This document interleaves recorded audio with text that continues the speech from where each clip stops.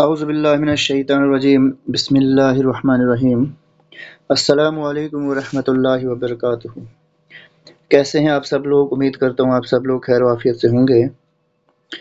जैसा कि आप जानते हैं कि हम डेली जो है जनरल अवेयरनेस के बारे में इम्पोर्टेंट क्वेश्चंस पढ़ते हैं, वैसे ही आज भी हम कुछ important topics questions mix form में जो है आज फिर से करने जा रहे हैं। तो आगे बढ़ने से पहले आपसे गुजारिश है कि अगर आप चैनल पर नए हैं तो चैनल को लाजमी सब्सक्राइब करें। पहला जो हमारे पास टॉपिक है दैट इज प्रॉम्प्ट कोरेक्टिव एक्शन। ठीक है, ये आरबीए जो है इस टर्म को यूज करता है। RBI, reserve bank of India, जो सेंट्रल बैंक ऑफ इंडिया है, बैंकर्स ऑफ बैंक भी जिसको कहा जाता है। तो इसकी इस टर्म को या इस फ्रेमवर्क को इंडिया के अंदर जो है आरबीआई यूज करता है। और आरबीआई इस फ्रेमवर्क को कब यूज करता है कि जितने भी बैंक्स हैं जो एनपीए की कैटेगरी में आएंगे, नॉन परफॉर्मिंग एसेट्स जो होते हैं, उसकी प्रॉब्लम में जो बैंक्स, इंडियन बैंक्स जो हैं फंसे हुए हैं, जो इस प्रॉब्लम से गुजर रहे हैं, दैट मीन्स उनका जो फाइनेंशियल सिस्टम जो है उन बैंक्स का बहुत कमज़ोर हो चुका है। तो आरबीआई जो है ये प्रॉम्प्ट कोरेक्टिव एक्शन का मतलब होता है कि उन बैंक्स को जो है आरबीआई के अंडर जो है रखा जाता है। आरबीआई उनको वॉच करता है कि ये एनपीए जो है कि एनपीए वाली प्रॉब्लम से ये क्यों गुजर रहे हैं। ठीक है, इन बैंक्स का ऐसा क्या सिस्टम है कि जिसकी वजह से ये फाइनेंशियल क्रंच में आ गए और इनको एनपीए की प्रॉब्लम को भुगतना पड़ रहा है। ठीक है, तो मतलब प्रॉम्प्ट कोरेक्टिव एक्शन जो है एक फ्रेमवर्क है जिसके तहत बैंक्स जिनका फाइनेंशियल सिस्टम काफी वीक हो गया होता है तो उनको अंडर वॉच रखा जाता है आरबीआई के द्वारा। ठीक है, इसका मकसद क्या होता है कि एनपीए की प्रॉब्लम को चेक करना इंडियन बैंकिंग सेक्टर के अंदर। ठीक है, एनपीए की फुल फॉर्म पूछा जाता है इन मतलब के अगर बैंकिंग के अकॉर्डिंग अगर हम देखें तो एनपीए का फुल फॉर्म क्या है। पीसीए जो है प्रॉम्प्ट कोरेक्टिव एक्शन, इसका फुल फॉर्म क्या है। एनपीए क्या होता है, नॉन परफॉर्मिंग एसेट्स। ठीक है, बैंक ने जिससे लिया होता है, ठीक है, वो उसको दे नहीं पा रहा है। ठीक है, उसका जो सिस्टम जो है बैंक का फाइनेंशियली इतना वीक हो चुका है कि वो एसेट्स को जो है दूसरों तक पहुंचा नहीं पा रहा है। ठीक है, उसके लिए फिर एक फ्रेमवर्क बनाया जाता है प्रॉम्प्ट करेक्टिव एक्शन आरबीआई के द्वारा, जिससे वो इसको वॉच करते हैं। ठीक है, नेक्स्ट हमारे पास है आरबीसीज। ठीक है, आरबीसीज जो है रेड ब्लड सेल्स, जैसे हमारी बॉडीज के अंदर ही होते हैं। ठीक है, आरबीसीज होते हैं, डब्ल्यूबीसीज होते हैं, white blood cells, red blood cells. ठीक है, तो ये क्या होता है, आरबीसीज बहुत ज्यादा हमारे ब्लड के अंदर जो है होते हैं। आरबीसीज को हम रेड ब्लड सेल्स या रेड ब्लड कार्पसल्स भी कहते हैं, और दूसरा नाम इनका है इराइथ्रोसाइट्स। याद रखना है, बहुत इंपॉर्टेंट टर्म है। RBCs are also known as erythrocytes. एक हेल्दी एडल्ट मैन जो है उसके अंदर कितने जो हैं ये आरबीसीज होते हैं, 4.5 टू 5.9 मिलियन आरबीसीज पर एमएम क्यूब ऑफ ब्लड। ठीक है, वाइल एक वुमेन में भी ऑलमोस्ट 4.1 टू 5.1 मिलियन आरबीसीज होते हैं पर मिलीमीटर क्यूब में। ठीक है, आरबीसीज बोन मैरो के अंदर बनते हैं। ठीक है, और इनका डिस्ट्रक्शन जो है लीवर में होता है और स्प्लीन में होता है, जिसको ग्रेवयार्ड ऑफ द आरबीसीज भी कहा जाता है। ठीक है, तो मतलब बॉडी का कौन सा हिस्सा है जिसको ग्रेवयार्ड ऑफ आरबीसीज कहा जाता है, वो स्प्लीन एंड लीवर को कहा जाता है। और बनते कहाँ पे हैं ये, बोन मैरो के अंदर बनते हैं। ठीक है, इंपॉर्टेंट है, बहुत बार पूछा गया है कि प्रोड्यूस कहाँ होते हैं और डिस्ट्रॉय कहाँ होते हैं। ठीक है, आरबीसीज का जो शेप है वो बाई कनकेव होता है। ठीक है, इनके अंदर न्यूक्लियस नहीं होता है। आरबीसीज जो होते हैं इनके का सेल जो होता है इसके अंदर न्यूक्लियस नहीं होता है। मेन फंक्शन जो आरबीसीज का है वो क्या है, ऑक्सीजन को कैरी करना लंग्स से बॉडी में, और फिर कार्बन डाइऑक्साइड को रिटर्न करना फॉर एक्सहेलेशन के लिए। एक्सहेलेशन होता है कार्बन डाइऑक्साइड को बॉडी से बाहर निकालना। ठीक है, ऑक्सीजन को लेना लंग्स से पूरी बॉडी में, और फिर बॉडी से जो है कार्बन डाइऑक्साइड को बाहर निकालना, ये मेन फंक्शन होता है आरबीसीज का। अब हमने अभी पढ़ा कि आरबीसीज के अंदर न्यूक्लियस नहीं होता है, तो इसका मतलब जब न्यूक्लियस नहीं है तो वो अपने आप को रिपेयर नहीं कर सकते। जब वो एक बार डिस्ट्रॉय हो जाते हैं तो फिर वो दोबारा जो है आरबीसी वो सेल जो है काम नहीं करता, तो इसका मतलब उनका जो है लिमिटेड टाइम पीरियड होता है, लिमिटेड लाइफ स्पैन होता है, वो 120 डेज का होता है। ठीक है। आरबीसीज के अंदर हीमोग्लोबिन होता है। हीमोग्लोबिन क्या होता है कि इसके अंदर एक रेड पिगमेंट होता है जो कि ऑक्सीजन को ट्रांसपोर्ट करने के लिए रिस्पॉन्सिबल होता है। ठीक है। तो एक हेल्दी इंडिविजुअल में 12 से 16 ग्राम हीमोग्लोबिन होता है 100 ml ऑफ ब्लड में। ठीक है। आरबीसीज बनने का जो मतलब जो स्पीड होती है that is equal to rate of destruction. जितने आरबीसीज बनते हैं उतने उसके अंदर डिस्ट्रक्शन भी होते हैं। With 2 million RBCs formed and destroyed per second, मतलब एक ही सेकंड के अंदर, 2 सेकंड के अंदर मिलियंस में आरबीसीज बनते भी हैं और मिलियंस की तादाद में आरबीसीज जो हैं वो डिस्ट्रॉय भी होते हैं। ठीक है। आरबीसीज, ठीक है, इंपॉर्टेंट है। आरबीसीज क्या होते हैं? रेड ब्लड सेल्स या रेड ब्लड कॉर्पसल्स, जिनको हम इराइथ्रोसाइट्स भी कहते हैं, बून मैरो के अंदर बनते हैं। इनका डिस्ट्रक्शन लिवर और स्प्लीन में होता है। बाई कनकेव इनका शेप होता है। इनके अंदर न्यूक्लियस भी नहीं होता है। मेन काम जो होता है आरबीसीज का वो ऑक्सीजन को कैरी करना होता है लंग्स से to other parts of the body, और फिर बॉडी से जो है रिटर्न करना कार्बन डाइऑक्साइड को एक्सहेलेशन के लिए। जब इनके अंदर न्यूक्लियस नहीं होता है इन सेल्स के अंदर, दैट मीन्स ये अपने आप को रिपेयर नहीं कर सकते हैं, जिससे इनका लाइफ स्पैन लिमिटेड हो जाता है, जो कि 120 डेज का ही रहता है। इनके अंदर हीमोग्लोबिन भी होता है, एक रेड आयरन कंटेनिंग प्रोटीन या pigment which is responsible for oxygen transport. ठीक है। नेक्स्ट हमारे पास है the national human right commission was established under the statute of. National human right commission NHRC जो है मतलब बना था किस एक्ट के तहत? वो बना था ह्यूमन राइट एक्ट 1993। ठीक है। ह्यूमन राइट्स एक्ट 1993 के अंदर नेशनल ह्यूमन राइट कमीशन को बनाया गया था, याद रखना है। ठीक है।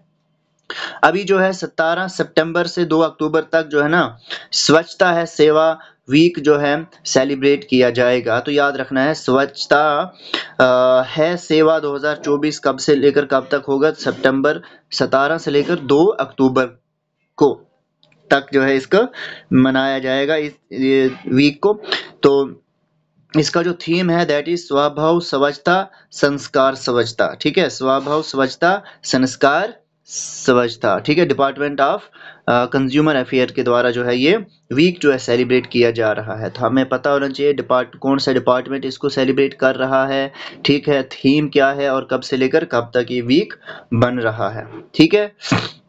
Which of the following is the only parliamentary force with the dual control and structure? मतलब नीचे ये कुछ पार्लियामेंट्री फोर्सेस दी हुई हैं, इनमें से कौन सी ऐसी फोर्स है जिसका ड्यूअल कंट्रोल होता है? तो वो है आईटीबीपी। ठीक है। इंडो तिब्बतन बॉर्डर फोर्स जो है एक ओनली पार्लियामेंटेरियन फोर्स है जिनका ड्यूअल कंट्रोल होता है। ठीक है। सिंगल कंट्रोल नहीं बल्कि डबल कंट्रोल, डबल रूल जो है ये प्ले करते हैं।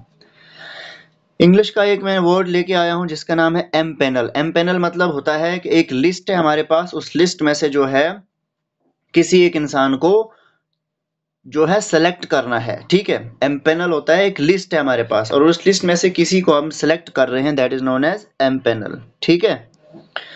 इंडिया ओमान एक जॉइंट मिलिट्री एक्सरसाइज हुई है जिस एक्सरसाइज का नाम है अल नजा। क्या है उसका नाम? अल नजा, जो कि 13 से लेकर 26 सितंबर तक होगी रबकोट ट्रेनिंग एरिया इन सलाह ओमान। ठीक है। सलाला ओमान के अंदर ही एक्सरसाइज होने जा रही है। हमारे लिए इम्पोर्टेंट सबसे ज़्यादा क्या है कि इंडियन आर्मी के जो कंटिजेंट हैं वो इसमें शामिल होंगे। 5th एडिशन है।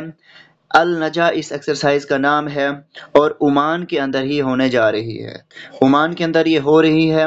अल नजा एक्सरसाइज है, 5th एडिशन है। इंडियन आर्मी इसमें हिस्सा लेगी। इंडियन नेवी एग्जाम में डाल दिया जाता है, तो इंडियन नेवी नहीं है, इंडियन आर्मी है। Edition is the 5th। Exercise का नाम है अल नजा। ठीक है। Among the following wetland, which one is located in Rajasthan? इन दिए गए वेटलैंड्स में से कौन सा वेटलैंड जो है वो राजस्थान में है? ठीक है। तो सांबार लेक जो है, जो कि साल्ट वाटर लेक भी है, ये राजस्थान के अंदर है। ठीक है। चंद्रताल वेटलैंड उत्तराखंड में है। ठीक है। कोलेडू लेक जो है आंध्र प्रदेश के अंदर है। नागी बर्ड सेंचुरी कहाँ पे है? कमेंट सेक्शन में बताइएगा। ठीक है। इंडिया का पहला टील कार्बन, ठीक है, इसके ऊपर स्टडी की गई है। ठीक है। अब टील कार्बन क्या होता है, पहले हम इसके बारे में जानते हैं। What is teal carbon? Teal carbon क्या होता है, इसका मतलब होता है कि it refers to the carbon stored in non tidal fresh water wetlands. जो non tidal fresh water wetlands होते हैं, वो वेटलैंड्स जो कार्बन को स्टोर करते हैं, उस कार्बन को टील कार्बन कहा जाता है।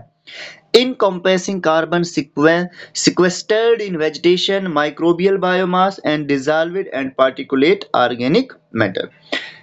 ऑर्गेनिक कार्बन की जो क्लासिफिकेशन की गई is based on functions and location rather than it's physical properties. तो सिंपली जो फ्रेश वाटर वेटलैंड्स, जो non tidal fresh water wetlands होते हैं, उसके अंदर जो कार्बन स्टोर होता है, उस कार्बन को हम टील कार्बन कहते हैं। तो हिंदुस्तान का ये पहला टील कार्बन स्टडी जो है किस वेटलैंड में हुई है, तो वह है कोयला देव नेशनल पार्क, जो कि राजस्थान के भरतपुर डिस्ट्रिक्ट में है। इसने हाईलाइट किया है उस वेटलैंड कंजर्वेशन का इंपॉर्टेंस क्या है, जो क्लाइमेट की अडाप्टेशन और क्लाइमेट के रिसाइलेंस के चैलेंजेस को एड्रेस कर रहा है। तो एग्जाम में हमारा ये क्वेश्चन बनता है कि टील कार्बन जो है, हिंदुस्तान ने पहले टील कार्बन के ऊपर स्टडी की है, तो वो किस वेटलैंड के ऊपर की है। ठीक है, तो ये भी पूछा जा सकता है कि जो टील कार्बन की स्टडी कोयला देव नेशनल पार्क में है, ये कोयला देव नेशनल पार्क कहाँ पे है, किस डिस्ट्रिक्ट में है, किस स्टेट के अंदर है। ठीक है, तो ब्रिक्स 2024 समिट जो है किस कंट्री में होने जा रहा है, तो वो रशिया में हो रहा है। ठीक है, और ब्रिक्स का जो फुल फॉर्म है ब्राजील, रशिया, इंडिया, चाइना और साउथ अफ्रीका, याद रखना है। ठीक है, एक्सरसाइज गरुड़ शक्ति, ठीक है, एक bilateral military to military exercise है। इसको कंडक्ट किया गया था special forces of India and कौन सी कंट्री के बीच में? तो बायलैटरल एक्सरसाइज है, तो गरुड़ शक्ति इंडिया और इंडोनेशिया के बीच में है। जब प्लास्टिक को जलाया जाता है ओपन एनवायरनमेंट में, तो ये क्या रिलीज करता है? पार्टिकुलेट मैटर भी रिलीज करेगा, कार्बन मोनोऑक्साइड भी करेगा, पॉलीसाइक्लिक ऑर्गेनिक मैटर भी करेगा, ऑल ऑफ द अबव। तो ये सब कुछ रिलीज करता है। All of the above is the correct option. Which of the following use the first past the post voting method for electing members? Members को elect करने के लिए वोटिंग मेथड में फर्स्ट पास्ट द पोस्ट वाला method कौन सा use करता है? क्या वो प्रेसिडेंशियल इलेक्शन में यूज होता है, राज्यसभा में, लोकसभा में, या लेजिस्लेटिव काउंसिल्स में? तो ये यूज होता है लोकसभा में। ठीक है, first past the post voting method जो है मेंबर्स को इलेक्ट करने के लिए लोकसभा के अंदर यूज होता है। I2U2, ठीक है, ये 4 कंट्रीज हैं इसमें, तो कौन कौन सी कंट्रीज हैं इसके अंदर? I2U2, I2 मतलब हो गया इंडिया इसराइल, U2 का मतलब हो गया USA एंड UAE। ठीक है, इंडिया, ठीक है, इंपॉर्टेंट है। I2U2 जो है कौन सी 4 कंट्री जिसमें आती है? इंडिया, इसराइल, USA, UAE, याद रखना है। ठीक है, पहला लॉ कमीशन इंडिपेंडेंट इंडिया का 1950 में बना था। ठीक है, युद्ध अभ्यास 20th एडिशन जो है इंडिया और यूएसए का एक जॉइंट मिलिट्री एक्सरसाइज है। ठीक है, याद रखना, इंडिया और यूएसए के बीच में एक जॉइंट मिलिट्री एक्सरसाइज है, जिस एक्सरसाइज का नाम है युद्ध अभ्यास। युद्ध अभ्यास, ठीक है, युद्ध अभ्यास कौन से 2 देशों के बीच में है? India and USA. ठीक है, याद रखना। Which of the following naval exercise given below are conducted between India and Singapore? India और सिंगापुर के बीच में कौन सी नेवल एक्सरसाइज होती है? मतलब इंडियन नेवी और दूसरी कंट्री की नेवी जो है मिलके इस एक्सरसाइज को करते हैं, दैट इज सिम्बेक्स। ठीक है, Singapore India maritime bilateral exercise. ठीक है, याद रखना। उसके बाद what is the application of somatic cell nuclear transfer technology? मतलब जो somatic cell nuclear transfer technology जो हम यूज करते हैं, तो फॉर व्हाट पर्पस हम इसको यूज करते हैं? तो रिप्रोडक्टिव क्लोनिंग ऑफ एनिमल्स के लिए इस somatic cell nuclear transfer technology का इस्तेमाल किया जाता है। Reproductive cloning of animals. एक और इंग्लिश का वर्ड है टिनवस। टिनवस का मतलब होता है जिसकी कोई इंपॉर्टेंट सिग्निफिकेंस नहीं होती, एक एडजेक्टिव है।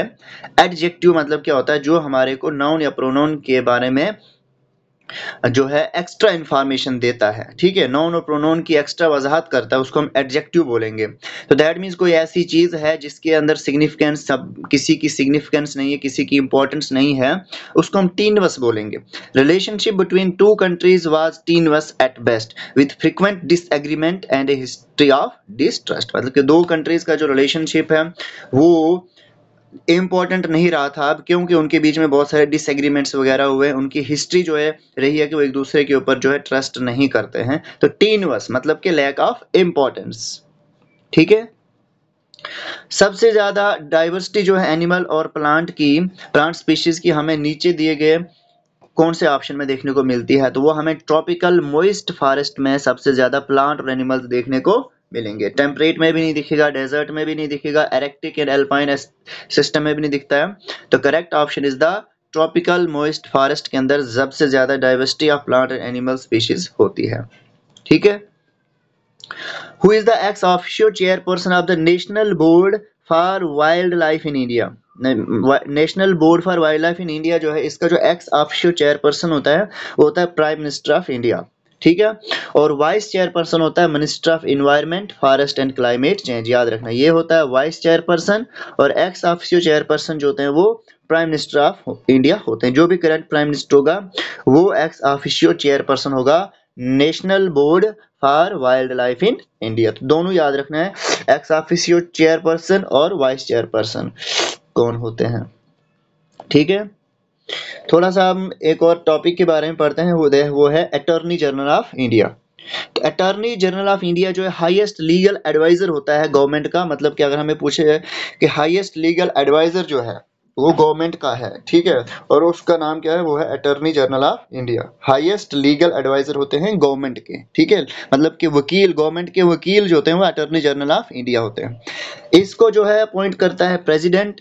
Attorney general must be qualified to be a supreme court जज। मतलब अटॉर्नी जनरल बनना है तो जो क्वालिफिकेशन सुप्रीम कोर्ट के जज की होती हैं वही उस अटॉर्नी जनरल की भी होनी चाहिए, और इसको अपॉइंट करेगा प्रेसिडेंट। अटॉर्नी जनरल जो है service at the pleasure of the president with no fixed term, ठीक है। मतलब कि इसका कोई टर्म फिक्स्ड नहीं होता है, जब तक प्रेसिडेंट चाहे तो इसको जो है सर्विस के अंदर रख सकता है, ठीक है। Attorney general can participate in parliamentary debates. Attorney general जो भी पार्लियामेंट्री डिबेट होती है उसमें हिस्सा ले सकता है, लेकिन उसमें वोट नहीं कर सकता है ये, ठीक है।